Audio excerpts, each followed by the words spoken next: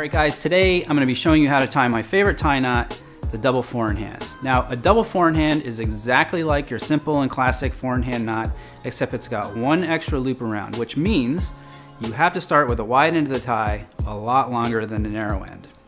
So step one is to cross the wide end over the narrow end, then bring the wide end behind and wrap it around. Now as you make this first loop, it's important that you keep your finger inside of the wrap.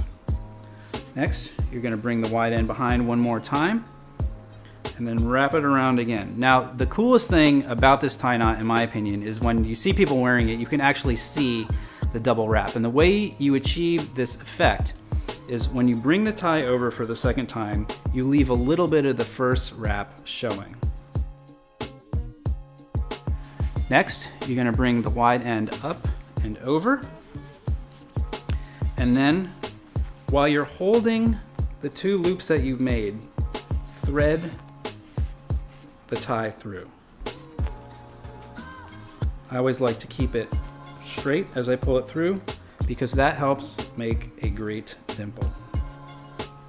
So tighten the knot, adjust it, and that is how it's done. Now one thing that I like to do with the double four in hand is to take the narrow end and give it a little tug so it peeks out from behind the wide end. I like how that kind of offsets the pattern a little bit, and it gives the tie a little bit of a unique look and different texture in a way. So this is a great knot, and one of the reasons I really love it is because I have a shorter torso. So a lot of ties end up being really long on me. So the fact that we're making the extra loop around, it kind of shortens the tie, and it's great for people like me with a shorter torso. It makes the ties look much more proportional. It's a great knot for that. Plus, it just looks really, really cool. So very simple, that's how to do it.